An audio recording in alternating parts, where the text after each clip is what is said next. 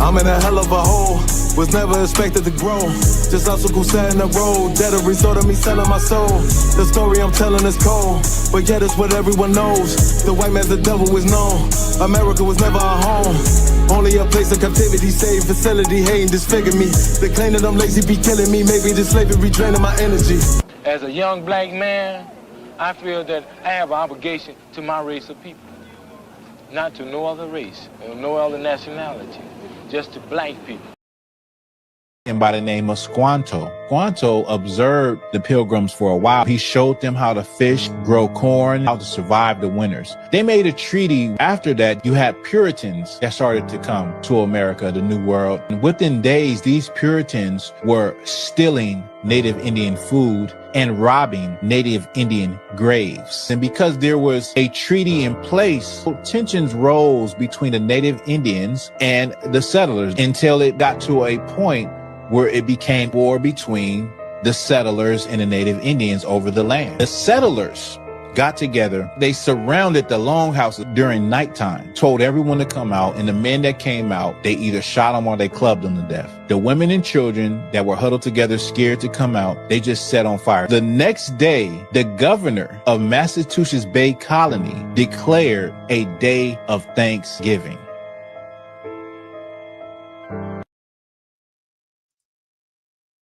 Let's clap it up.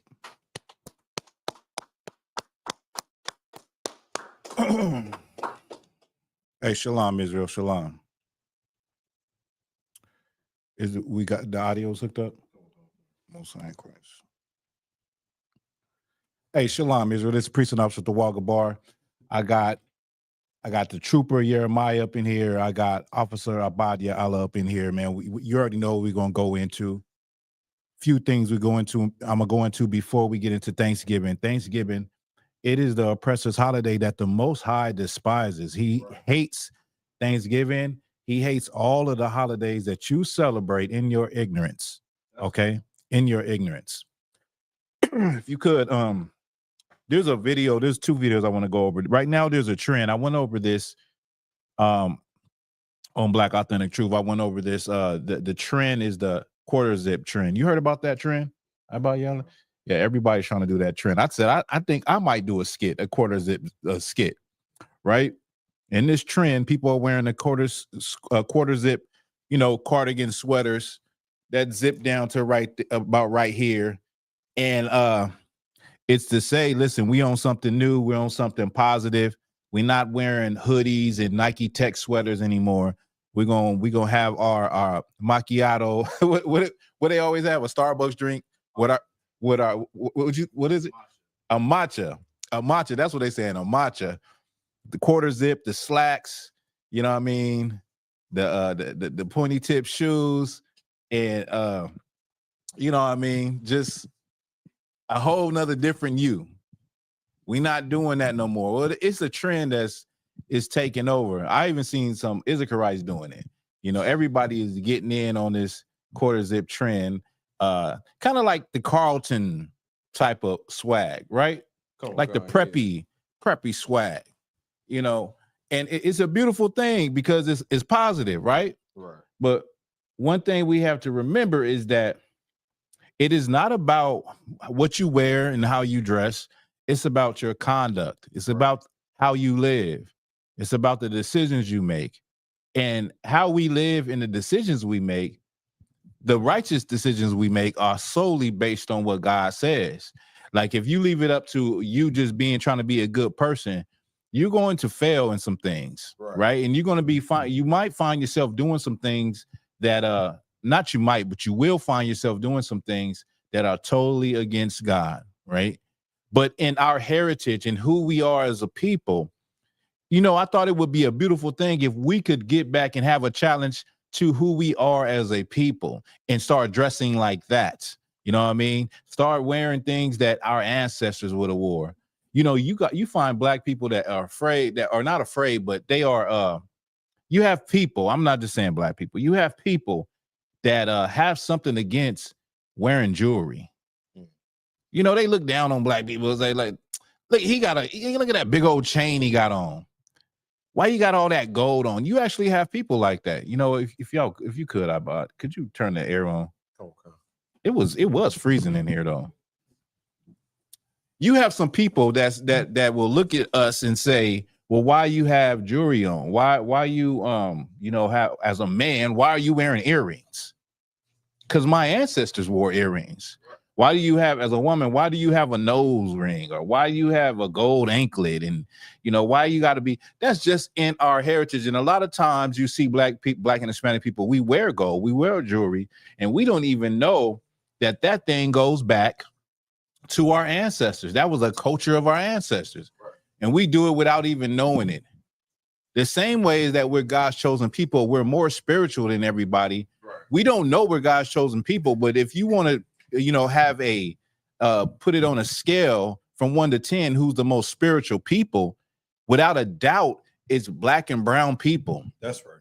The most spiritual people that look to God in everything, even though we be off, even though we might be worshiping, the Santa, what is it? What is it? Guadalupe? Virgen de Guadalupe. Virgen Guadalupe.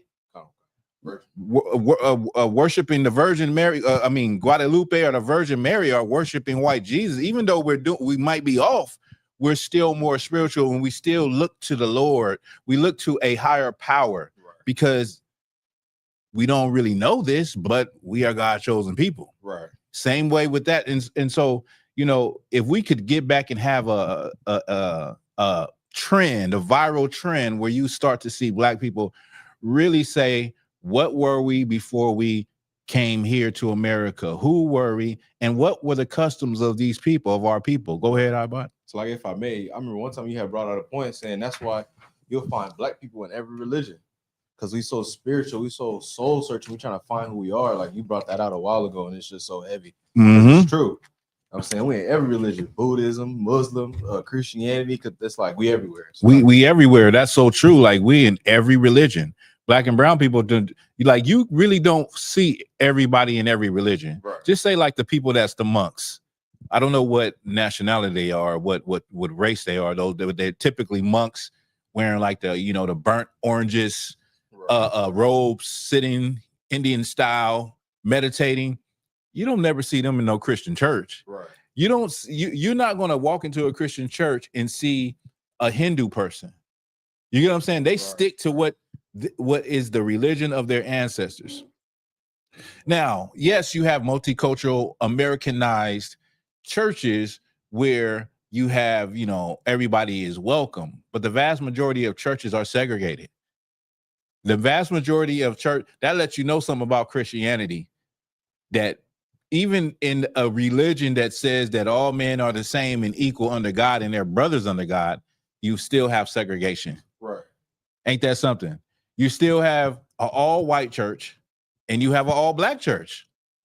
You know what I mean? And it's very rare that a white pastor is going to come and preach to a black congregation and vice versa. Ain't no Negro going to get invited to preach over Joel Osteen's church. Right. That's just not happening. Go ahead, Ahmad. It's like, it's the same thing with America. They say we one nation under God, but they divided into political parties. Exactly. A divided house can't stand. Right. You know what I mean? But and so this quarter zip trend, let me play the video. I'm gonna play a video real quick so y'all can get what I mean. And then if you could get me Isaiah 52:1. Okay. That.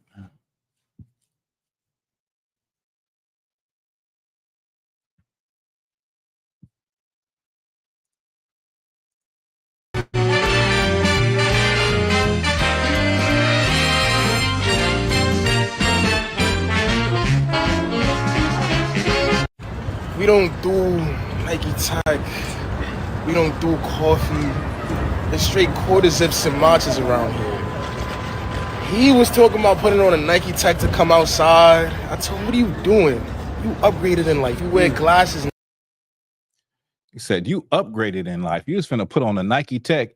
What are you doing? We got the moccas, the quarter zips, and the ties. And this is the thing. Like, don't fall into the trap. Like I said, there's nothing wrong with this trend because it's not ignorant as hell, like a lot of trends are. It's not going to get you unalived. Or you remember that thing they had that was going viral, where people were walking on the crates, the crate challenge. People really died from that. Right. People really, like, we live in a world full of followers. Social media is a world that promotes following. It promotes you following and trying to emulate what you are following and, get attention yourself. So this is not one of those ignorant, silly, viral trends that could get you hurt. This actually is a harmless trend, to be honest with you. Listen, I don't have anything against it. It's harmless, but you do have people that think in their mind, and this is not new, but you do have people that say, you know what? Maybe if Trayvon Martin wasn't wearing a hoodie and he was wearing a quarter zip, George Zimmerman wouldn't unalived him. You have people that think that, the way you dress determines how you're going to, get treated in this world. And I don't want to go into the nuances. And I'm not saying like, if you got a wife beater on and you go into an interview, of course you're not going to get the job. That's not what I'm saying. But we lean a lot on white supremacy as far as, what we should do in order to get treated better. What you should do is keep the law, statutes, and commandments and, work on your conduct and how you carry yourself.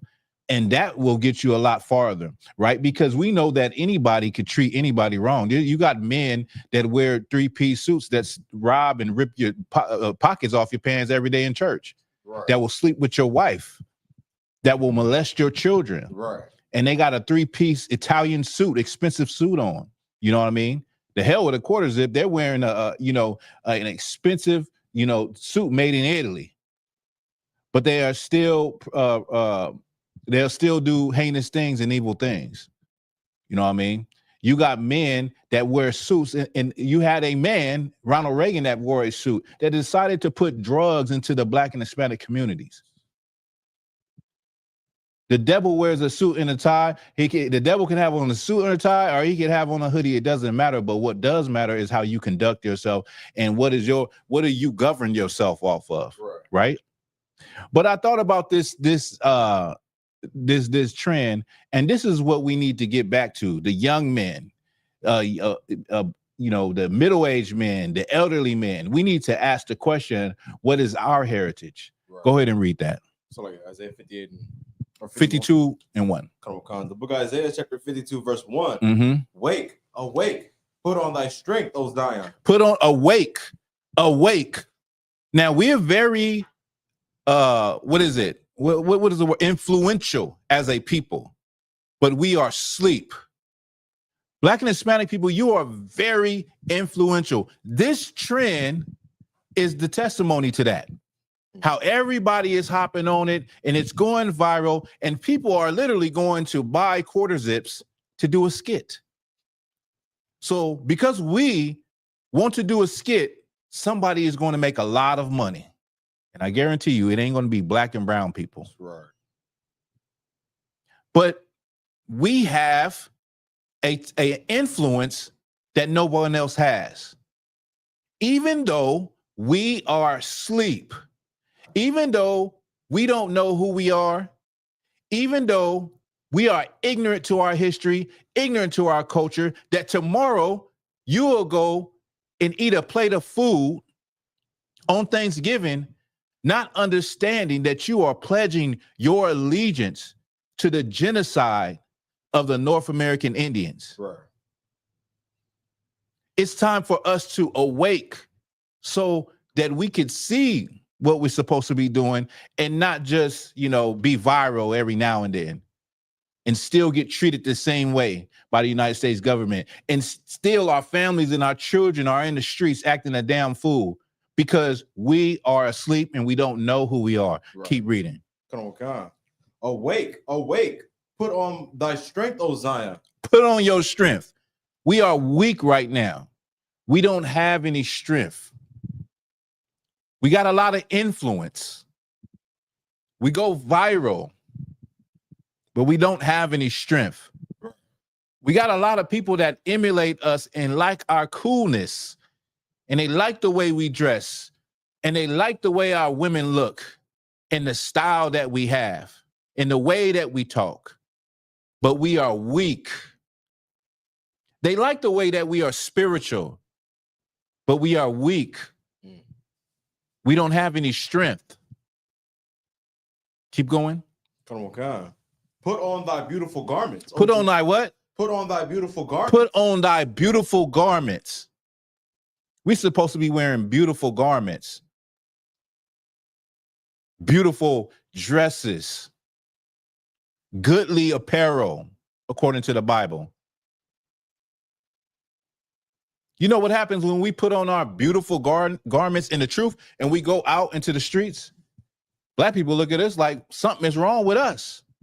Like we're cosplaying, or like we don't know how we look. We do know how we look. Right. We found out how our ancestors looked. And we said, I'm going to make that go viral. I'm going to make fringes go viral. I'm going to make this a trend to put fringes on my clothing. I'm going to make this a trend, you know, to wear a mitri, to wear a war scarf, to wear a crown upon my head. You know what I mean? Sisters, make it a trend to wear a head wrap.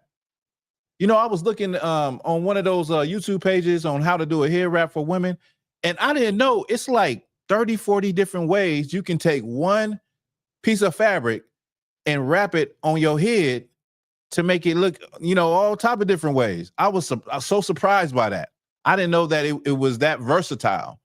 But if you had, as a woman, you had the skills and you've seen that, you know what I'm talking about. There's so many ways you can wear a head wrap. It's so many ways you can adorn your head with different, you know, decorations and things of that nature. So many ways you could, you could dress that are not quote unquote European and still be beautiful, still be gorgeous. As a man, still look sharp, clean, fresh. You know how many compliments we get when we, like, people do look at it and they say things like, you know, online, they say, y'all dress like Power Rangers, y'all dress like this, y'all dress like that. But this is our heritage. Right. I have more pride wearing what I'm wearing than a sports jacket and a fitted cap that some white man that designed. Most of the clothes you see brothers in ISUPK wear, we done made them ourselves, or our sisters done made them. Right. That's another element.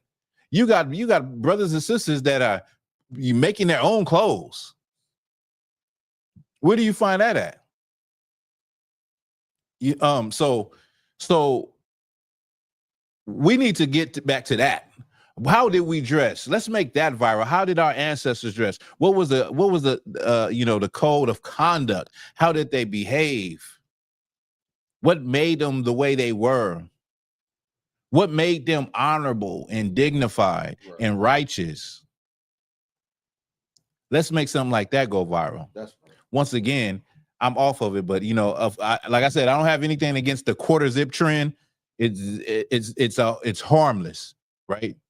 Except the fact that a lot of money is going to go into people who are not blacks' hands, and it's not going to go into the black community. Right. But it's harmless. It's not like the crate challenge or some silly challenge where you could lose your life or seriously hurt yourself. Go ahead, Abad. So like, if I may, just to prove your point, remember we was in Vaughn's over there in Gardena, the Edomite lady at the cash register. She to say, I like your did the little hand gesture pointing at our fringes. You know what I'm saying? Yeah, we was in Vaughn's. We was in Vaughn's in what? Glendale, city of Glendale. We walked inside Vaughn's just to see what was inside the supermarket, see what we can grab while we was waiting. And you could tell that like everybody was shell-shocked at looking at us. But the cashier and the bagger lady in particular, she was really looking, you know what I mean? And then when we got to the register, she said, I like what, you guys' outfits. You know, they don't understand it, but it's different and it looks cool to them. It really doesn't matter when it comes to us. Like, we make everything look good. Right. And if you start to dress the way your ancestors dress, you're going to still look good. You don't have that misconception in your mind that you got to have on a fitted cap and you got to have on, you got to have some name brand on all the time. And that's why we're brainwashing this place to think that we got to, you know, label ourselves. And when it comes to that labeling, that's crazy, because when you really think about it, how they used to brand the slaves, and now all of the name brand clothing, especially that designer clothing, that expensive clothing that Black people like to get in the purses and all that, those are name brands of Edomites, of white people. That we get this name brand, and then we look down on somebody else because, hey, you can't get it. I got it, but you can't afford this. And really, we're just, you know, going broke, giving them our money for something that is cheaply made in Japan or China. But anyway, what else? There's another video I wanted to go over before we get into the topic. This video I wanted to go over. Went over this also. And I went over this also on Black Authentic Truth. If you could, let's get Leviticus 19 and 29, please. Wabaka Shah. So this video is one of those street videos. You see how it is that AC is really that it's like it's getting cold in here, but when you turn it off, the coolness is not retaining in here. It's going somewhere because it immediately get warm again. We got to figure out what that is. Yeah, but this video is this is one of those street interview videos, and so I'm just gonna play it. Let me just play it. Would you give it up after the first date? Absolutely. You would? Yeah, who got time to waste? Okay. I got to see what I'm working with. I feel like when people talk about like, oh, I'm not going to have sex on the first day. Okay, you don't have to have sex on the first day, but I'm not going to wait no 30 days or 3 months or 6 months, because at that time, I'm wasting my time. Right. What if we're not sexually like compatible? Then That's true. you're wasting our time. So, are you going to give it up on the first date? I feel like it's the vibe. If it's the vibe and I'm gotta feeling be it, the vibe. yeah, it has to be a whole vibe. If it's not there, But nowadays, feeling normally before the first date, you talk. right. So she was asked, and in the title on the video, it says he asked 50 women this night, only 3 said no. Only 3 said no, right? And this video is indicative of what you typically see in the attitude. She said, I'm not going to wait. He said, well, first of all, he asked, would you give it up on the first night? She said, yes. I got to see what you're working with. And I don't see the point in waiting 1, 2 months, 3 months, 6 months. And the other girl said, yeah, too, it depends and all of that. And this is the state of the Black community. Whereas we learn in the IHBK the 1 year rule, right? You want to get to know a person. This is something that will protect you from hardship, from getting pregnant, from being dumb and having an abortion, from being creating a broken family. Because you chose a woman that was a monster, or you chose a man that he was a monster, whatever the case may be. Now, if you could, Ibad, could you read that for me? Come on, Khan. 19 and 23. Khan, the sister said, she sounds how she's dressed. She literally does sound how she's dressed. And, you know, to speak to that point, how this sister is dressed, in today's world, in the Black world, people see no problem with this. To me, this attire is porn star attire. How I came up, right? I just put it that way. I'm looking at a woman, and when I see women like this that's dressed provocatively, like there's certain areas you can go. You can go on Holt in Pomona.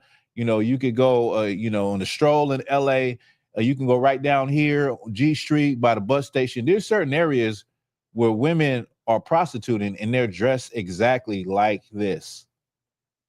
They're dressed there is no difference.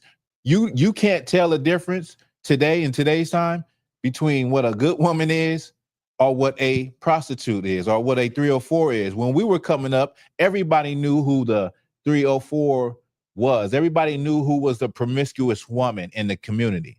Now the dress code has changed where many women are dressing the same way provocatively. I'll give it to like how they dress on those love and hip hop type shows. That's typically when a woman gets dressed up, she has to show, her front butt, which is a ton of cleavage, and she has to let you know that she has a nice body. So she has to wear the skimpiest and tightest clothing that she can find. We already know that women have bodies. Men already know that you can see. Men can already see what you got, what you're working with. You don't have to wear nothing tight. You could wear, a pair of jeans. You could wear, a wool rug around your body, and men will still know that you have something there. You get what I'm saying? It defeats the purpose. You know what I mean? Also, men approach women differently based on how they're dressed. Right. This woman will get a different interaction with a man versus a woman that is dressed more modest and classy. She will get a man that will come more correct and with more respect. Right. All right. Let's get that. Leviticus 19 and 20. Mm-hmm. And whosoever lieth carnally with a woman that is a bondmaid betrothed to an husband. And wait. I'm Salaki. Leviticus 19 and 29. Oh, Salaki. The book of Leviticus, chapter 19, verse 29. Do not prostitute thy daughter to cause her to be a whore, lest the land fall to whoredom and the land become full of wickedness. So this is one of the things that we teach in this school is what the Bible says. You don't want to raise your daughters to be promiscuous, to be fast, to be, to dress provocatively. I see a lot of that happen. I see a lot of women I see a lot of women and men that don't understand what they are doing to their daughters by dressing them like little women provocatively, showing the bare midriff. You know what the bare midriff is? I never knew what bare midriff was in school, right? And we used to, you used to have a dress code, and it would tell you what boys can wear and little girls can wear. I'm talking about this is in, elementary or maybe middle school, right? Bare midriff is showing the stomach area. So wearing one of them short shirts and your belly is out. I've seen this before with little girls, with parents. You don't want to prostitute your daughter, have her dressing like a little woman. That's what you are doing. That's what the Bible calls prostituting your daughter. That she grow up and be super fast, super loose, and a little 304. A lot of y'all are trained, have y'all daughters in training right as we speak, and you're just destroying her. The same is with a son. You don't want to, have a son that is you raising him to be a little wild brawler, and all you teaching him is negative things: how to fight, how to steal, how to lie, how to cheat your way out through life. So this is what this precept is getting to.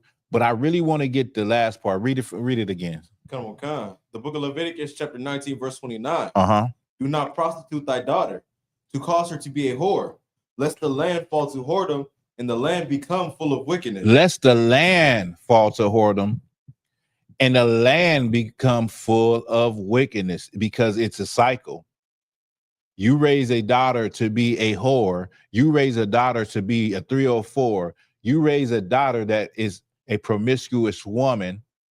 Some of y'all will raise a daughter, and when she get of age, you will tell her things like, that boy, you interested in that boy, he ain't the only one you gonna be with. some of you mothers that you're a coach and train your daughter to go through multiple men, to have the attitude that they don't have to agree with no man because there'll be more after him. Read that from the top again. Come on, Khan. The book of Leviticus, chapter 19, verse 29. Mm-hmm. Do not prostitute thy daughter, to cause her to be a whore. To cause her to be a whore, lest the land fall to whoredom, and the land become full of wickedness. And the land become full of wickedness, because this is a cycle. So you train up a child in that way, your daughter in that way, and she is a promiscuous woman with multiple partners.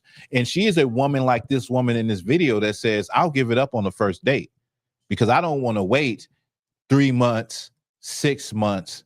And she gives it up and she gets pregnant. Now she's pregnant because she gave it up on the first date with some dude that only saw her for what she looks like. Like, I can have sex with her tonight. He don't know her. She don't know him. All she knows is he got a nice car, big rims, and a good job. All he knows is that she has big breasts hanging out of her clothing, and she has a big butt, and she looks like I can have sex with her on the first night. And she just said, hey, I'll give it up on the first night. But guess what came with that first night? She gets pregnant. And now she's at odds with him. He don't want to take the responsibility because he didn't plan to get pregnant, for her to get pregnant. She's on his head because he's not around and he's not being the boyfriend or the man that she thought he would be, but she only knew him for one night. So now she's a single mother raising a child that doesn't have a stable family that they're coming up in. And now this little girl is prone to be the same way her mother was. Right. And so if she has a boy, the father is not there. Now this boy is growing up in an unstable home. He doesn't have no oversight. He gets to a certain age where she can't do nothing with him. The father needs to be there. He's running the streets, running with thugs and running with different hoods and stuff and doing all kind of stuff. And then he gets in trouble, or he kills someone, or he gets unalive. And that's the cycle of being a whore. That's how the land gets filled with wickedness. A woman being a 304 and a man being a whoremonger, a woman being a whore and a man being a whoremonger, right, could only produce a broken family. Right. Now, if you do it the right way and say, okay, I'm gonna wait 3 months before I have sex with this man. I'm gonna wait a whole year before I'm not 6 months to a year before I even want to go there with this man. So I know for sure who he is, what he's about, and his morals. Vice versa, the man. I know for sure that her morals, I know how she handles herself. I know what she's, capable of. I can see myself spending the rest of my life with this woman. I can see me spending the rest of my life with this man. Now you have a 2-parent household that is workable. You see, if we did it the way the Bible says to do it, there will be no single parent homes. Right. There will be no abortions. Like, if we really did it how the Most High said to do it, abortions would drop overnight. Single parent households would drop overnight. Father absence would drop overnight. And it's been proven, not just with the Bible, but with statistics, that children fare better when they have both parents in the house. Right. Well, I don't know why we can't see that. Well, why we don't get it. All right. You got anything on that I bought? All right. We can drop that. Like, if I may. Uh-huh. And it also, seeing a boy grow up with a single mother teaches him that he can now go and do that with the woman. Exactly. Thank you. Now be an absent father. Thank you, Abba. That was a good point. That's a good point. In addition to what I said, right? Now, excuse me. Let's talk about the Native American Indians. All right.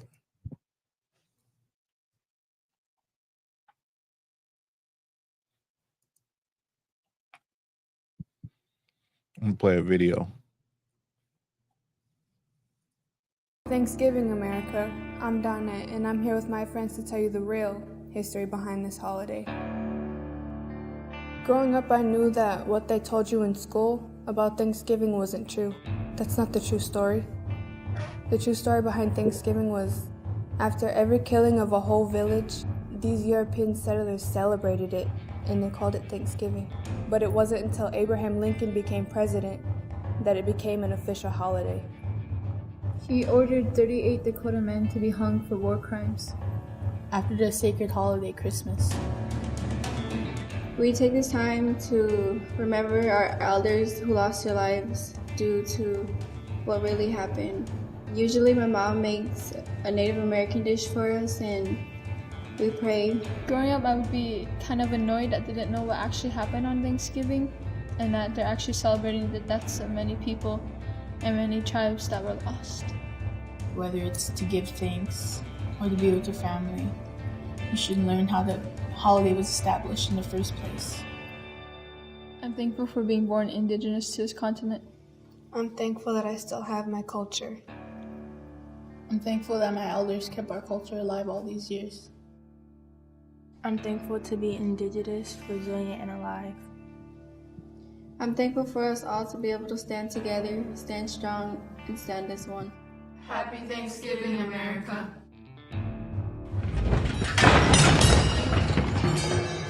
That's right. That's right.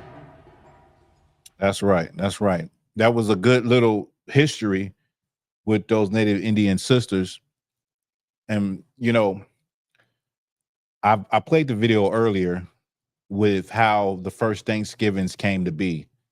And the first Thanksgivings came to be where you had Quakers, you had settlers that came and they met with Native Indians. And over time, they started to just want to take more and gobble up more land. Of course, it's always about the land. And it came to a head with the Pequot Indians, where the settlers decided to kill them. And it was 700 men, women, and children. They, shot them in or clubbed them to death. And the women and children, they burnt inside of the longhouses. Native Indians had these long houses, kind of like how a barn is made. And they set it on fire and killed the women. And so the next day, women and children. So the next day they declared a day of Thanksgiving. But like the sister said in this video, every time they would kill Native Indians after that, they would celebrate Thanksgiving. So they went on a rampage and massacring Indians and giving thanks. And it wasn't until Abraham Lincoln said, you know what, let's just stop all of this and let's make it official and make one day a day of Thanksgiving. So Thanksgiving is literally based on blood, literally based on genocide, literally based on terrorism. There is no way that you could say when you sit down and eat a plate of food that it means anything else but what it actually meant. Right. And God is not pleased. Right. If you can find me an article or like a little brief story on manifest destiny. Now, as the white man made his westward expansion, he felt that it was his God-given right to take and gobble up more land. It was called manifest destiny. Let me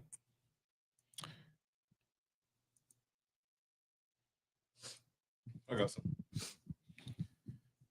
Let me hear it. This is Manifest Destiny from Britannica.com. It's like it. Manifest Destiny in U.S. history, the supposed inevitability of the continued territorial expansion of the boundaries of the United States westward to the Pacific and beyond. They felt that it was inevitable that they were going to expand. Here's an image of manifest destiny that I made. Now, typically, the image of manifest destiny, it is a white woman flowing in the sky, going westward. But this is really what it was. It was like a death angel, like a plague of settlers coming from Europe, taking more and more land. Right. Go ahead. Before the American Civil War, 1861 to 1865, the idea of manifest destiny was used to validate continental acquisitions in the Oregon country, Texas, New Mexico, California, and the purchase of Alaska after the Civil War. Briefly revived the concept of manifest destiny, but it most evidently became a renewed force in U.S. foreign policy in the 1890s, when the country went to war with Spain, annexed Hawaii, and laid plans for Isthmian Canal across Central America. So like, yeah, you want to find something like I think you could let me see. We got like a definition of it. Yeah, if you could. Kind of. Manifest destiny, the philosophy describing the necessary expansion of the nation westward, was called manifest destiny. The belief that it was our duty to settle the continent, conquer. They believed it was their duty. Go, keep going. It was our duty to settle the continent, conquer, and prosper. The idealized depiction of the settlers who have reached the promised land of the West is depicted in Emmanuel Lutet's mural study Westward. In the course of empire takes its way. The settlers have overcome hazardous terrain and death in order to reach the American West. Okay, give me 1 second. Let's see. Is this the video? Okay, all right, let's see if I can pull this up. I'm gonna share.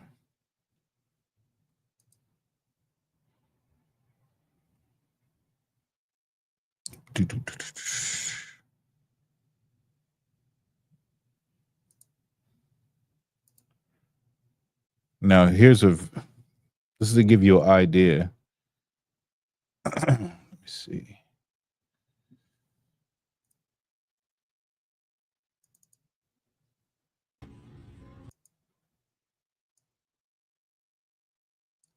All right.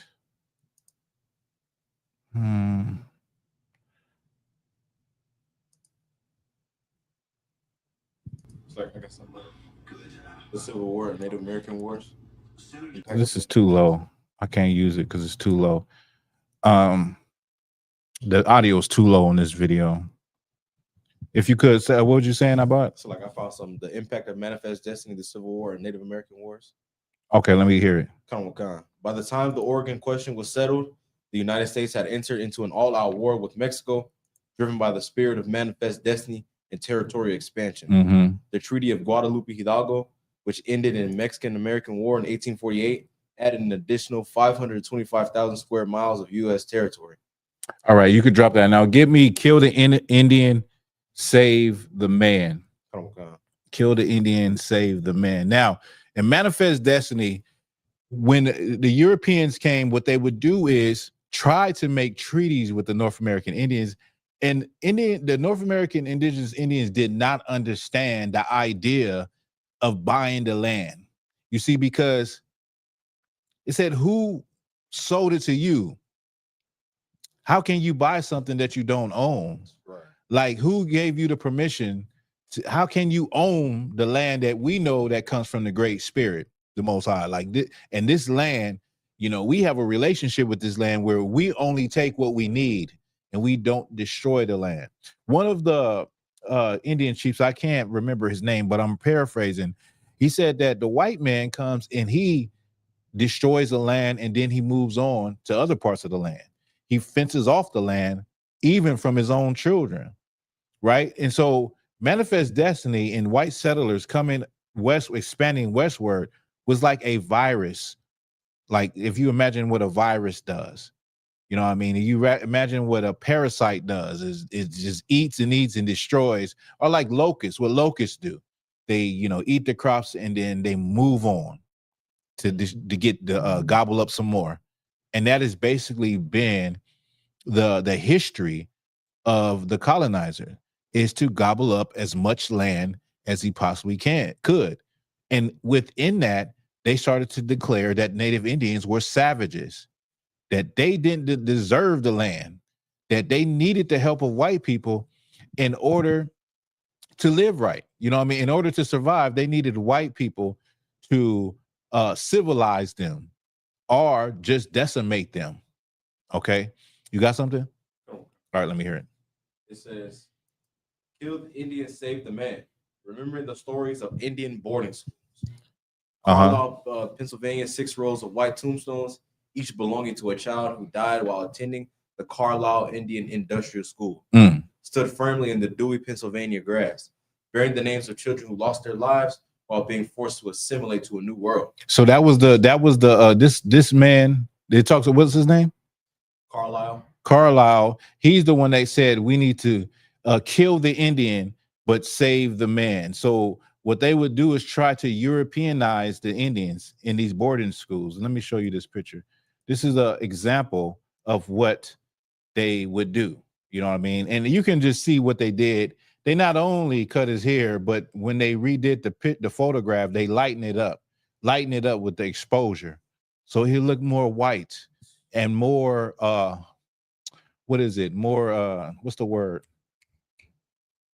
Not integrated, but assimilated, more assimilated into white European or white European American culture.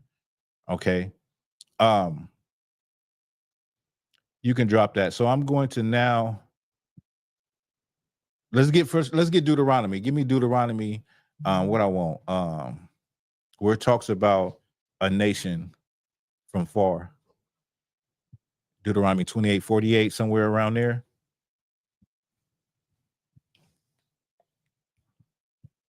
We can literally go through all the curses when you want to talk about what applies to Native American Indians, what applies to Black people.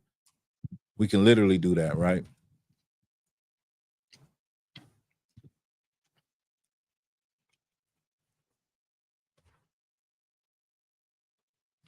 The book of Deuteronomy, chapter 28, verse 48.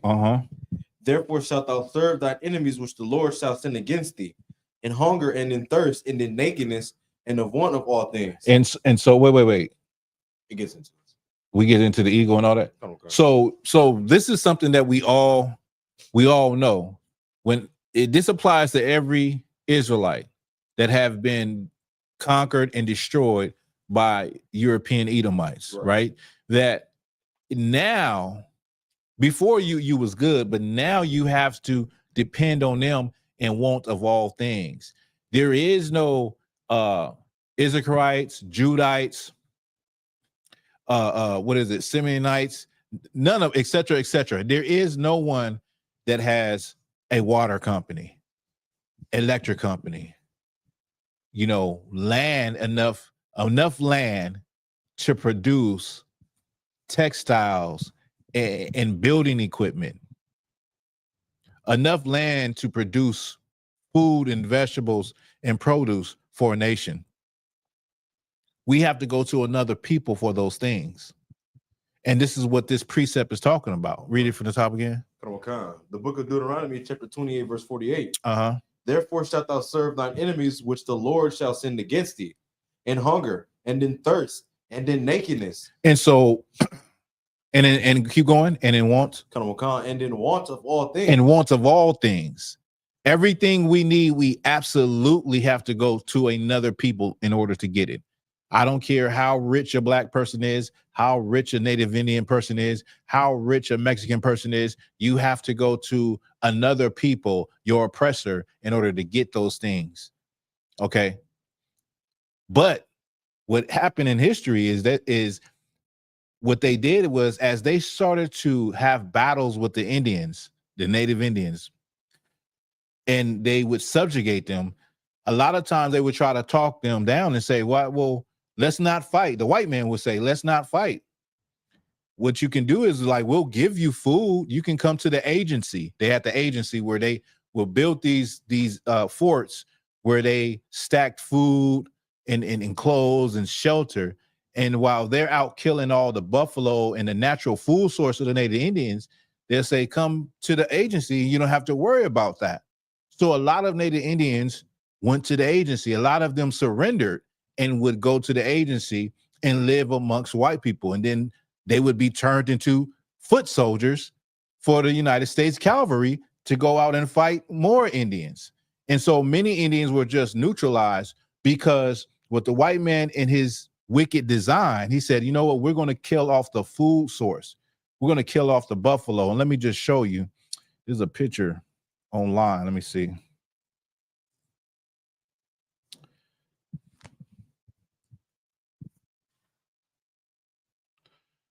He would kill off their main food source so that they would be starving. You got to imagine they killing off all the buffalo, just shooting them and killing them while you are engaged in guerrilla warfare with them. And this is your food source. And so this is a tactic that they used. Let's see.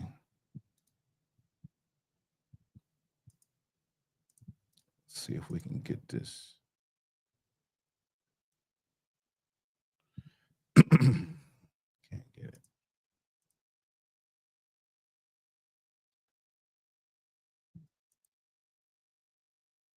I think I got one. Oh, here we go.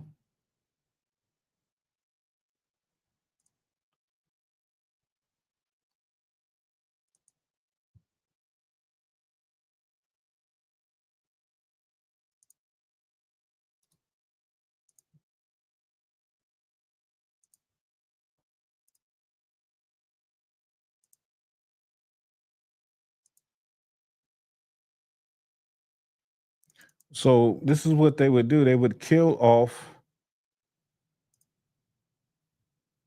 the food source. Now, this is a mound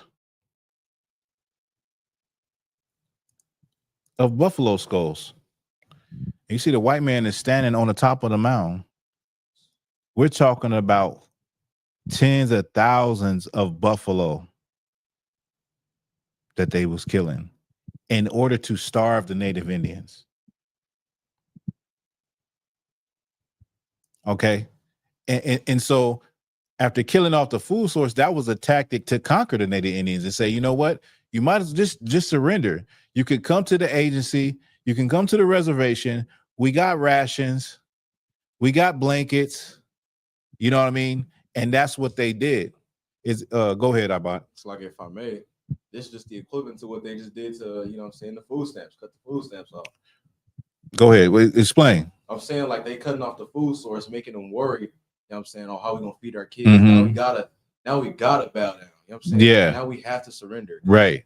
Yeah, I mean, we ain't got nowhere to feed our kids. You know what I'm saying? That's a good point. That's a good point. Was that were you holding anything? Come on, Khan. Oh yeah, let's go. Let's keep going. Come on, Khan.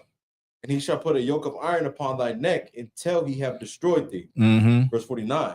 The Lord shall bring a nation against thee from far, from the end of the earth, Mm-hmm. as swift as the eagle flieth, a nation whose tongue thou shalt not understand. So the Lord brought a nation. He brought these European criminals and these so-called people of God, Quakers and pilgrims, and they came from afar. They came over the water as swift as the eagle flieth. Once they heard how good the land was, and once they heard how much, land was available on this new continent, they started coming over very, very frequently. And that caused a lot of tension because these settlers were stealing from the native Indians. Right. They were stealing food and rations from the native Indians. So it caused a lot of tension, right? It says, as swift as the eagle flieth, meaning this is the symbol of the white man, the eagle. You understand? This is the symbol of many European countries. They came from afar and they did not understand their tongue, right? You needed an interpreter. You needed an Indian interpreter like Squanto. Right. You needed Indian interpreters that, were well versed in different languages in order to be translators for the white man. Go ahead. Come on, verse 50. A nation of fierce countenance, which shall not regard the person of the old, nor show favor to the young. This was a nation of fierce countenance. They did not show, and this applies to God's chosen people, period, and how we have been treated by the European, by the colonizer. They didn't have any regard for the old or the young. in the story of Wounded Knee, the United States Cavalry opened fire on men, women, and children with Gatling guns. You know what Gatling guns are? They're the guns that spin and it shoots. It got about 6 or 7 barrels, and they crank it. It's sitting like on 2 wheels, kind of like a cannon. And they crank it, and it's turning and shooting out of each barrel, right? And they murdered everybody, right? They didn't show no regard for the elderly or for the young. During the Trail of Tears, a lot of elderly people died because it was a long trek, a long walk, you know. And even the children, we know what happened with Andrew Jackson, who's on your $20 bill, taking babies and bashing their heads against the trees. He was a notorious Indian hater. Andrew Jackson, the president that he became president, and he's on your $20 bill. Right. You know what I mean? Is it any more? Let me hear it. Come on. Verse 51. And he shall eat the fruit of thy cattle and the fruit of thy land. He shall eat the fruit of thy cattle and the fruit of thy land. Isn't that what I just showed you? Okay. They decimated the buffalo. The fruit of thy cattle and the fruit of thy land. Right? The main, substance and source of the Native Indians. Because the Native Indians would take that buffalo and that would be meat. They take the horns and make things. They take the fur. Every part of the buffalo they would use, right? Nothing would get wasted. Okay. And on top of it, like from an Israelite standpoint, it was clean too. It was a clean meat, right. But they were not a greedy people. Right. They were not a greedy people that are hungry and full of lust and greed to take land and more land and have things that you can't even watch over, but just to have it. Like Captain Akkad was telling me that, like when he drove across and he got over here to the west, he said, "It's so much land, like it's no reason why anybody should be hungry. It's no reason why anybody should, not have nowhere to stay. It should not be no homelessness or people starving. But the white man is so greedy that he done took all of this land and he doesn't even have the manpower to subdue the land, to work and till the land. But because he can't till the land and have it, no one can. So he fences it off to everyone. Say, no trespassing. He can't possibly physically do anything with the land. He's already preoccupied with all of the cities and towns that he has. And he's complaining about the poor. He's complaining about the people on public assistance. He's complaining about people that need this and need that. He's complaining about, he tells the Mexicans and trying to deport them back to their country and telling black people, if you don't like here, go back to your country. There's enough land on this landmass for everybody to eat. Right. And for everyone to have substance. But because he's such a greedy bastard, if he can't have it and he doesn't have the manpower to do anything with it right now, then no one can. Right. Not even the poor, not even the less fortunate. Okay. Keep reading. Come on. Verse 51. And he shall eat the fruit of thy cattle and the fruit of thy land until thou be destroyed. Until thou be destroyed. Go ahead. Which also shall not leave thee either corn, wine, or oil, or the increase of thy kind, or the flocks of thy sheep, until he have destroyed thee. And that's what he did. He destroyed the land. He overused the land, meaning you're only supposed to till the land for like 7 years and then let it rest. Right. He doesn't do that. He literally decimates the land and sucks all of the resources, all of the nutrients out of the land, right? And then after destroying, rape, robbing, and murdering the North American Indians, he gives them reservations on land you can't even cultivate anything on. Until the scripture ended and said, until he have destroyed thee. And now when you look at our Native Indian brothers and sisters, they are destroyed. Right. I don't know if anybody knows this, but Native Indians have the highest poverty rate in America. It's higher than black people. Black people is number 2. Native Indians is number 1. They are a destroyed people. Right. Very high on the scale of being suicidal, very high on alcoholism.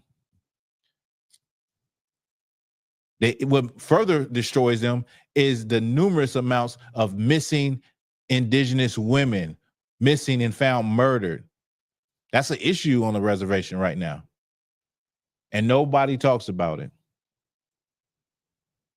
These are God's chosen people. And you're going to sit down tomorrow for a holiday to fill your belly with food? I pray that food shoots out of your behind. I pray that food don't sit well in your belly. Right. Over a down plate. You're pledging allegiance to a country that ain't never loved you. And that just shows you how much a slave you are, because you're willing to overlook injustices, genocide, and colonialism just for a plate of food. We all grew up celebrating these holidays. None of us is exempt from, eating turkey, eating, stuffing. We've all done it at one point in time.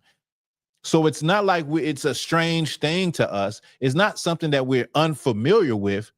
We know exactly I can taste the turkey right now. I know exactly what it tastes like. I know exactly what it feels like to eat and stuff your belly and be full and have nothing to do afterwards but go to sleep. Right. But I would rather serve the Lord and not celebrate a holiday like this in defense of my brothers than to fill my belly. Right. A few months ago, we just had the Day of Atonement. Well, we went without eating for 24 hours. You mean to tell me you can't bypass that plate? You can't. It's going to be stuff open. It's going to be food places open. The crazy thing is that even on these days, the lines at them fast food restaurants still be full. Some people just be, they just big bag. They just want something else. Or they just don't got a taste for what people are serving, at Thanksgiving dinner. But it's a plate of food. And what you're showing the Lord is you have allegiance to America. If you could, give me the way of the heathen. Come on, God. A lot of y'all, it's going to be a lot of y'all, you're pro-black, you're pan-African, you're FBA, you're delineating, you're Native Indian. A lot of y'all Negroes is going to be celebrating Thanksgiving. You're going to be eating a Thanksgiving plate tomorrow.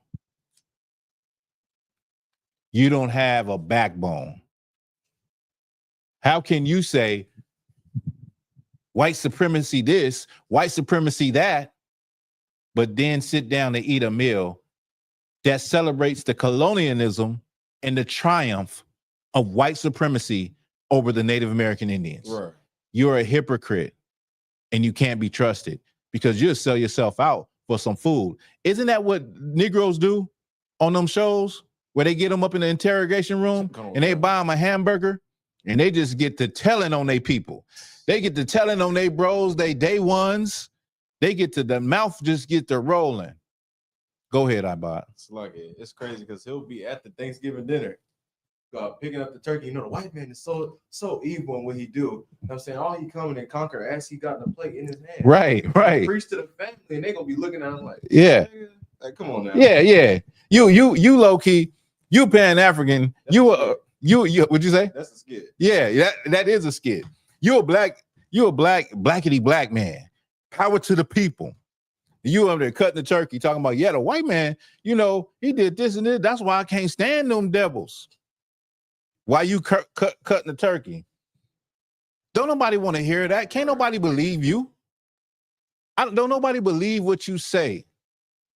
I wish we could have, I wish we, I could be a fly in the room of all of these pro-black Negroes, all of these Prince of Power Pan-African niggas, and be in a room where they enjoying some things, a Thanksgiving meal. Like, you can't be trusted. That goes for all the holidays. You can't complain about white supremacy when you are celebrating something that's rooted in white supremacy. This not even our culture. It's not our people's holiday. It's their holiday. Right. As a black person, your people was in slavery, when this stuff started kicking off. Yeah, our ancestors celebrated, because that was a day off. What else you gonna do? Sit up in a slave shack looking at the wall looking dumb? No, you're gonna come out and hear all the music, and you can have some alcohol, and the master got some ham, and some turkey. Of course you're gonna dive in. You're a slave, but you're not a slave anymore. Go ahead, Art. The book of Jeremiah, chapter 10, verse 2. Thus saith the Lord, learn not the way of the heathen, and be not dismayed at the signs of heaven. That's the point. Learn not the way of the heathen. Right. Learn not the way of other people. First of all, you need to learn the ways of your people. You need to learn not the ways of other people and relearn, re-educate yourself on the ways of your people. Of you. You are God's chosen people. I can't act like I'm cool with a Native American Indian and I celebrated Thanksgiving. I can't look them in the face. I can't. I wouldn't be able to. It's a slap in the face. It's like a Mexican man or a Native Indian man celebrating a celebration that is about the triumph of black people being enslaved and conquered. Right. That's what it would be. So at least you could put yourself in the shoes of your brothers and say, you know what? I don't need it. Right. I'm not going to die. I can, eat something else. I could have turkey any day. If I really want turkey. No, it's just about your lust of eating. That's all it is. That's really what it boils down to. But we got to be stronger than our lust of eating and drinking and smoking, because that's part of it too. A lot of y'all gonna be getting high too. You're gonna be seeing that cousin you haven't seen. You can miss me with that. It brings my family together, because your family is not together. There's going to be a child molester sitting across the table from a molested child that doesn't want to be there, but she's forced to be there because she has to be there, because this is a so-called Thanksgiving family dinner. You're going to have family that are straight enemies in the same house that don't get along and don't talk to each other. This is the same family that you say, I'll do Thanksgiving for my family. None of your family gets along. You don't get along with your father. You don't get along with your mother. You hate your sister. Your cousin took your man. Your uncle molested you. None of your family gets along. Right. They're broken and destroyed. And that's why you can come together for Thanksgiving on the celebration of your brothers who are broken and destroyed, the North American Indians, because you are a fucking slave. Right. What we got? Jeremiah 10:2. Let me hear it. The book of Jeremiah, chapter 10, verse 2. Thus saith the Lord, learn not the way of the heathen, and be not dismayed. We can drop that. We got that. I'm going to play a video. This is the boarding schools, okay?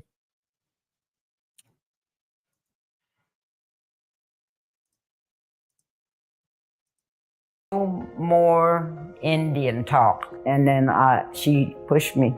Former students of indigenous boarding schools and their families are demanding that the U.S. government and religious leaders take responsibility for the abuse they endured. I want them to tell the world what they did. That they have two faces. One face is evil. Churches that once operated the schools are now confronted with their buried pasts. After Canada discovered hundreds of unmarked graves, families in the U.S. are still desperately searching for the remains of missing children. He could be anywhere. Well, those stones. We traveled to Oklahoma, the state that housed the largest number of these government-funded boarding schools and caused generational trauma for the hundreds of thousands forced to enroll. They need to let everybody know what they did because it affected all of us. Why did y'all do this? Why? And they lost their childhood, they lost their spirit, they lost their innocence.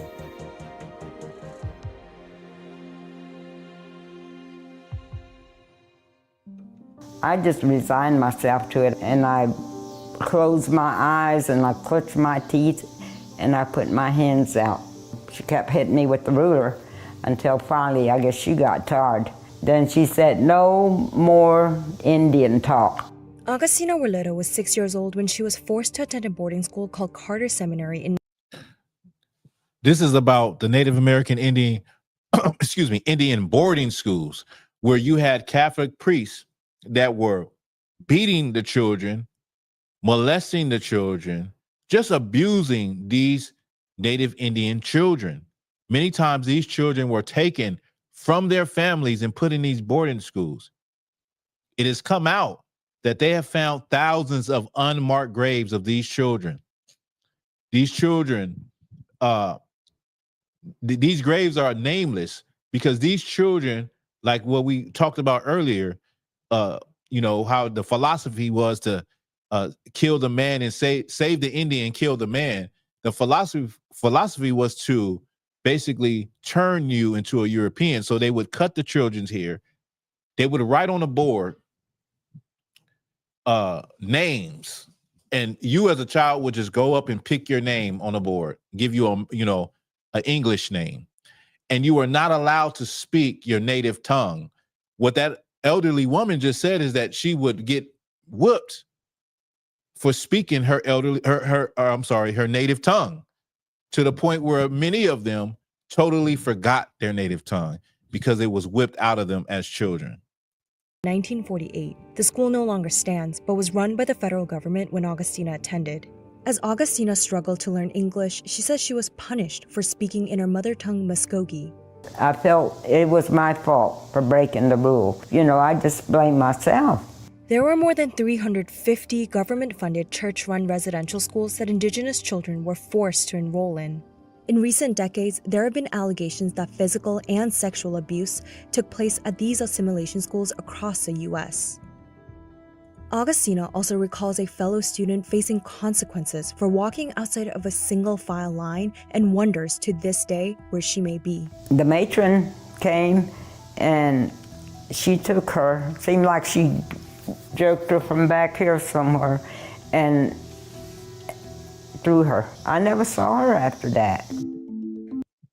Now, right here, she's talking about a friend that was thrown by one of the matrons, one of those nuns, and she never seen her again.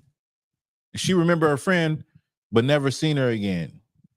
And her friend quite possibly was just unalive because they found so many unalive children in unmarked graves. Right.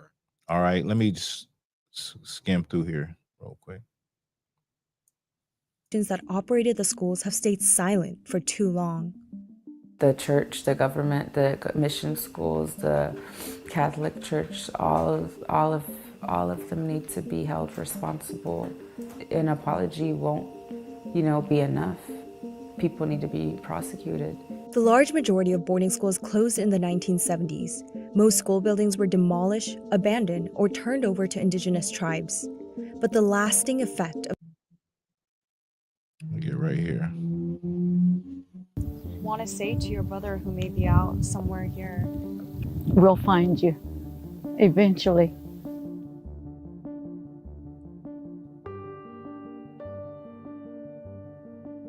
He could be anywhere. Well, those stones. Christine Eagle-Feeling has wondered for years where her baby brother lies. She frequently visits the cemetery at Shalako Indian School where she suspects her brother may have been buried. With records missing, Christine doesn't know his cause of death and can only rely on information her mother passed on to her. I wonder what name they gave him when they buried him.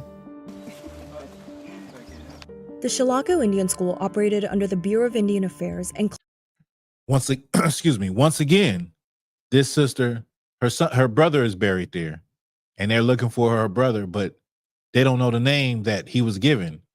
They don't even know the cause of death. You understand? Let me go. It might be a little bit more I want to go into, and then we'll end it. Can we ask a few questions why you are out here today? Or Not on camera, no. he later read a statement prepared by the abbot claiming no knowledge. He didn't want to be on camera, this white priest. She asked him, why are you out here? Which is a valid question. Why are you even out here? He didn't want to be on. She said, can I ask you some questions? He said, not on camera. A priest from the church came out to address the demonstrators.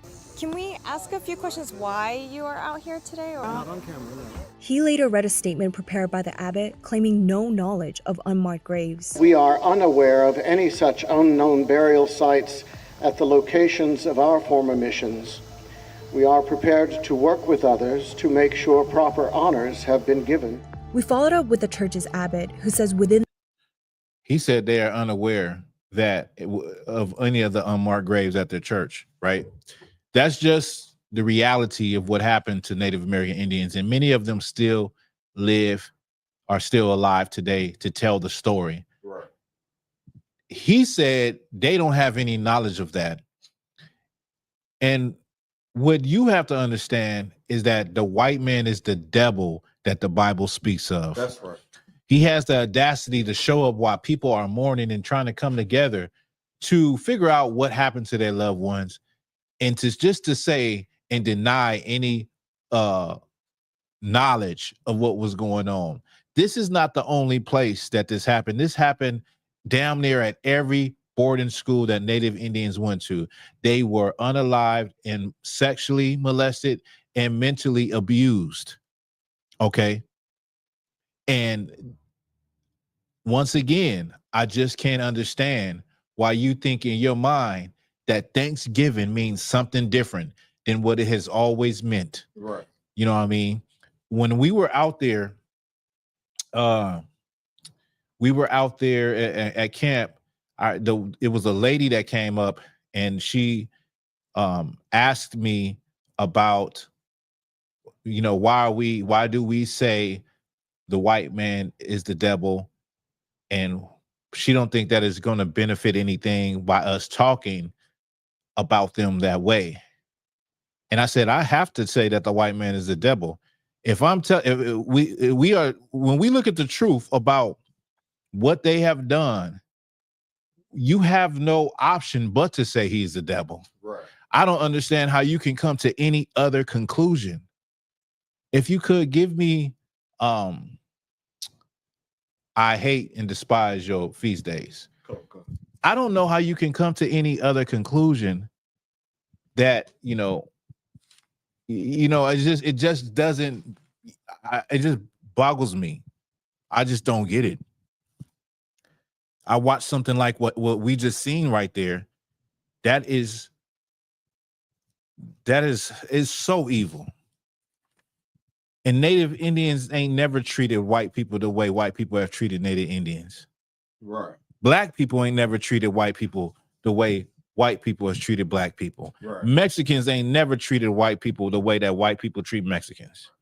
And that is the reason why I can say with my full chest and with full knowledge of who we are and who they are, that the white man is the devil that the Bible speaks of. All right. Go ahead. The book of Amos, chapter 5, verse 21. I despise your feast days. And this is about your feast days.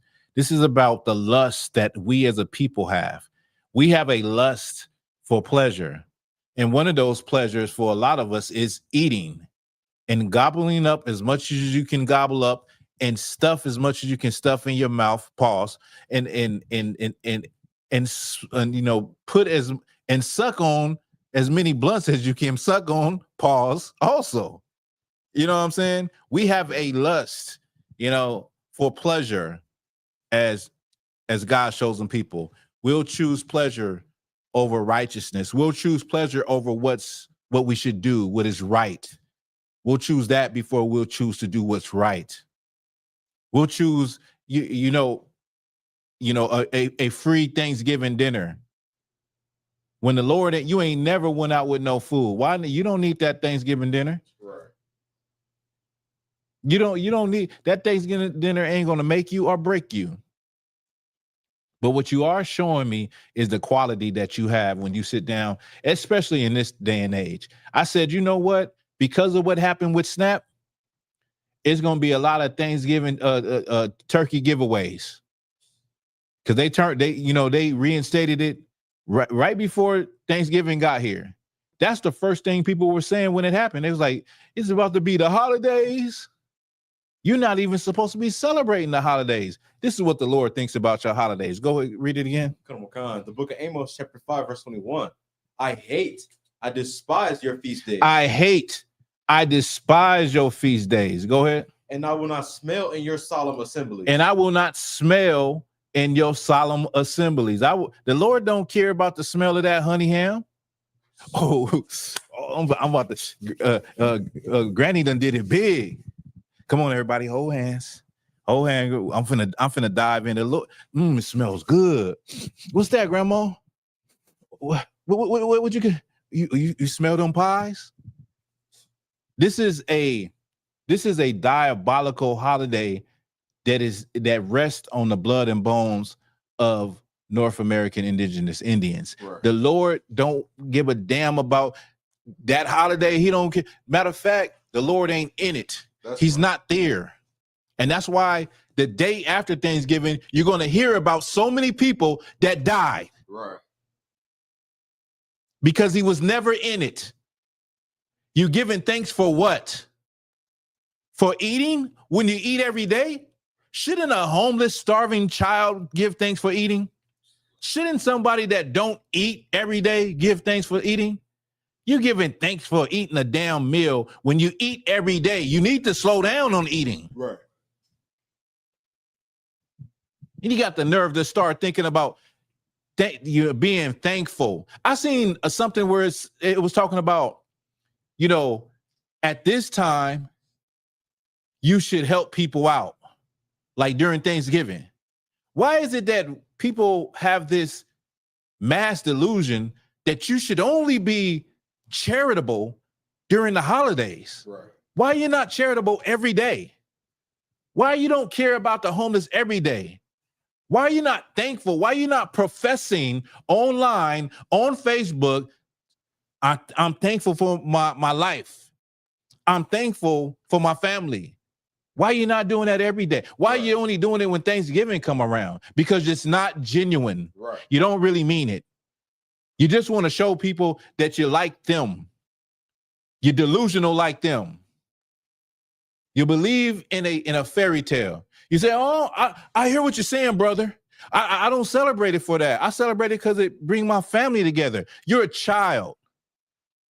You're pretending. You're imagining that it means something else when the history shows you that Thanksgiving comes from genocide. Right. I don't do it for that. Well, I don't give a damn what you do it for. This is what it means. This is what it came from. Right. You do it to bring your family together, but the foundation of the holiday is from them murdering the Native Indians and declaring a day of thanks. Right. Thanksgiving is just a day that is dressed up in a nice suit. The Thanksgiving is a murderer dressed up in a 3-piece suit in court, pleading his case. I didn't murder that man. Right. Your Honor, the defendant is in a 3-piece suit, looking sharp and clean. The image is perfect. The image of Thanksgiving is perfect, right? Right. Oh, I'm so thankful. I'm so thankful for this. I'm so thankful for that. I have gratitude. I was thinking the other day, and I'm thankful for my mom. I was thinking the other day, I'm thankful for my kids. You know, I'm thankful we got food on the table. I'm thankful I'm not outside living in a cardboard box. You're thankful for anything because it's not genuine. Go ahead, Doc. So like, it's Thanksgiving is a murderer dressed in a quarter zip. Exactly. Thank you, Abba. Thanksgiving is a murderer dressed in a quarter zip. You know what Thanksgiving is? Thanksgiving, we need to do a skit. Thanksgiving, what's the Nike no, the not the Nike. Thanksgiving is a Pooh Shiesty mask with the hoodie dressed up in a quarter zip. You took the Pooh Thanksgiving did the killing in the quarter in the Pooh Shiesty mask. He did the murdering in that. Then he comes into court with the quarter zip and a maca. Like, Your Honor, I've never seen these people before. I don't know what you're talking about. I didn't commit that crime. It's just a holiday of murder dressed up to look good. Right. You can't sit there and say, oh, I don't do it because of that. Nigga, that's what the foundation is. Right. Foundation didn't never change, but your delusion did. And your delusion is part of you wanting to follow America and not let go of the traditions of men that we were raised on. Right. We were raised on those traditions. We come into a world, we're born in a world of lies. We're born into a world where you got Christmas, where you got Easter, you got Halloween, you got all of these, all of them. Black and Hispanic people, we're born into a world full of lies and holidays and celebrations that have nothing to do with our people. Right. And you have to navigate and find the truth throughout all of that web of lies. Right. Okay. And in ISUPK, we have the truth. We do not celebrate the death and the genocide of our brothers and sisters. And we do not celebrate anything that has to do with people who are not us. That's right. The way of the heathen. We don't do it. Even though most of us, we're doing it in part of our life. We were celebrating birthdays part of our life. We was doing all of the holidays. But when we learned the truth, we understood differently and we let those things go. The Bible says, when I became a man, I put away childish things. Right. And holidays are childish things. You understand? They only serve your flesh and they do nothing, literally nothing for you as a person. That's right. All right. I got like a little bit more. I want to get into, just go over some of the history about $5 Indians. Okay. Let me drop this. And then we'll.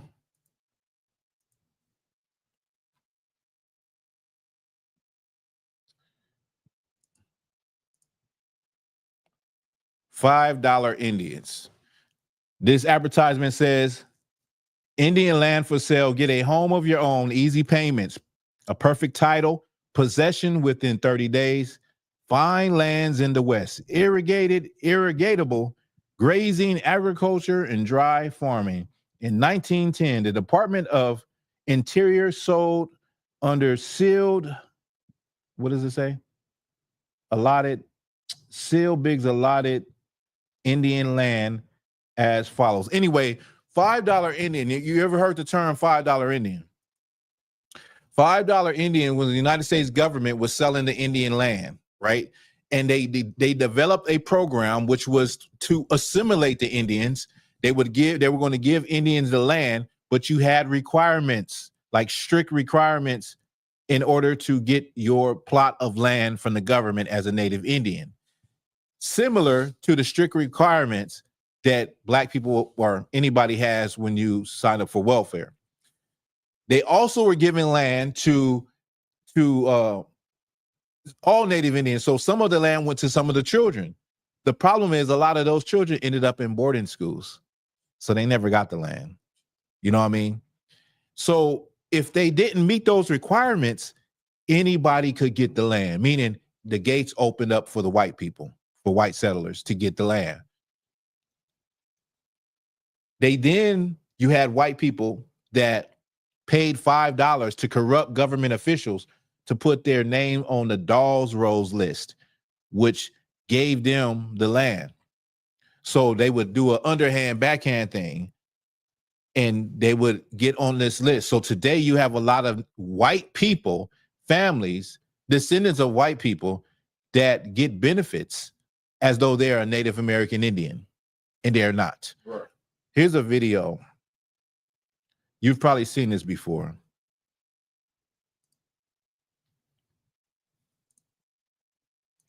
Settlers from the 1500s, so I have some stake in the claim here, okay? But you're a little different. But you're than a yours. descendant of immigrants, settlers, I didn't know. colonialists. Yeah, You colonials. don't look yeah. very Native American to me. I am Native American. Whites not. are Native Americans. What are you Sorry, talking about? you're not. What are you talking about? You're Whites not. are Native Americans. Really? I think What was happening to He said whites are Native Americans. You have a lot of white people today that believe that they are Native Americans. And really what they are $5 Indians. Right. They have no Native Indian indigenous blood. They are Edomites from the Caucasus Mountains of Mount Seir. They are nowhere a Gadite from the tribe of Gad. But today, many of them believe that they are Native Indians. They're called $5 Indians, okay? Right. Now, like I said, the Lord is not in this holiday. The Lord is nowhere. Like you can say everything you're thankful for any time of the year. You can be thankful and it'll really be genuine. It'll really mean something then. Doesn't mean anything when it's standing on a bloody holiday. A holiday hell day is what Thanksgiving is. Right. Okay. And I'm going to end with this. So another one of the things that the lady asked me, she asked me about ICE agents. What do I think about black men and Hispanic men signing up as ICE agents? I think that they are traitors. Right. They're traitors to their people. Okay. Because they're signing up for that $50,000 bonus. I think it was $45 or $50,000 a year with a 50,000 sign-on bonus. And the ICE agents, there's no requirements to be an ICE agent. All right. You can see that with the way, people be running from them and getting away. They not in, half of them not even in shape. Right. But she was asking me something about, is there another way to wake black and brown people up and not just, point the finger at the white man? So the point I made is black and brown people haven't healed. We haven't healed as a people. And then you have a person, you're still living around the people that have wounded you. And then every time when you're starting to heal, they reopen the wound. I'm talking about white people. They reopen the wound and remind you, whether it's a racial slur, whether it's prejudice, bigotry, whatever they do, they reopen the wound. So we're at a point where we can't actually heal from our oppressor. Okay? Now give me Jeremiah 30:14.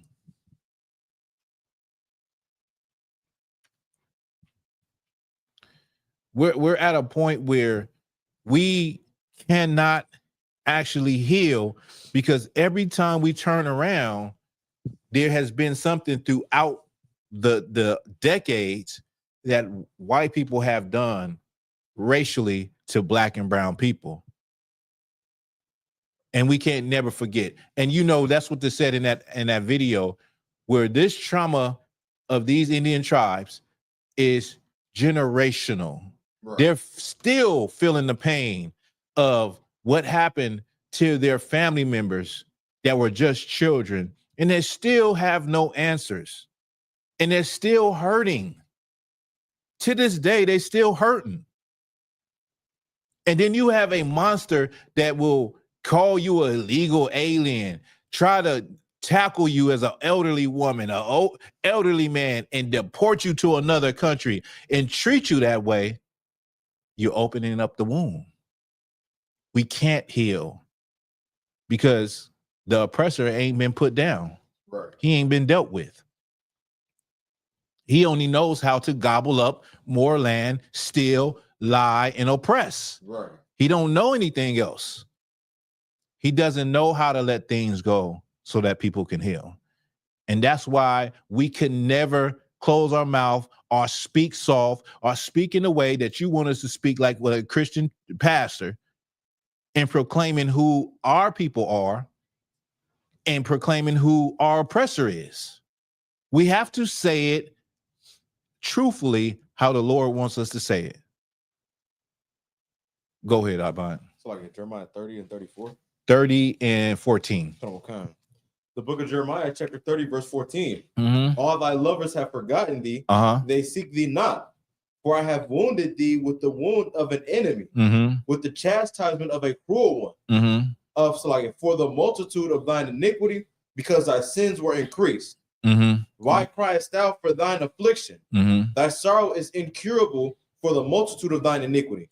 So the problem that we have, number one, is that we don't know who we are as a people. And the only way to cure that, the problems that you see in the Hispanic community, the problems you see in the Black community, is for us to relearn who we are in this place and what is our stance in this place, what is supposed to be in this world. Right. We have to learn that first. Secondly, the wound that we've been hit with from our oppressor because of our iniquities, that wound is an incurable wound unless we come back to the only cure.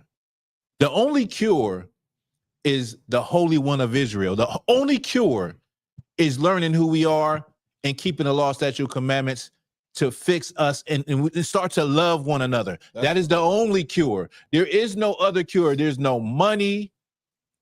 There's no, no place you can move to. There's no place you could go that could cure that curse, that wound for us to heal. You understand? Okay. And so when we go on the streets, we have to speak the truth because the truth of the scriptures is what is going to cure us. And we have to say the white man is the devil. That's break them chains off of your brain. When you thinking he benevolent and that he is somehow, better than you. You are better than him. Right. You are more holier than him. You are more spiritual than him. The Lord chose you over him. That's right. And so we're dealing with a people, we have to say it because, as you can see, as what I just showed you, Native Indians are a broken people. And we have to lift their head up. That's right. Black people are a broken people. And we have to lift their head up. We have to remind them who you are on this earth. You are the seed of Abraham, Isaac, and Jacob. That's right. Stand up, be strong, and fight for your heritage. With that's the class. All right.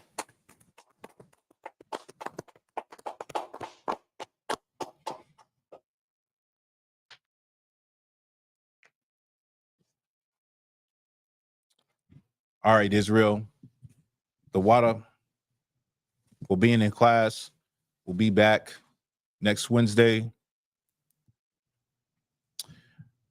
Give brothers and sisters shout us out in the chat. Sister Kapa, Sister Asa, Sister Baratanawa, Leonard Jr., Shalat, Oscar Ward, Sister Tamika, Lahab, Kalmaz Baf. Yeah, and that looks like that's it.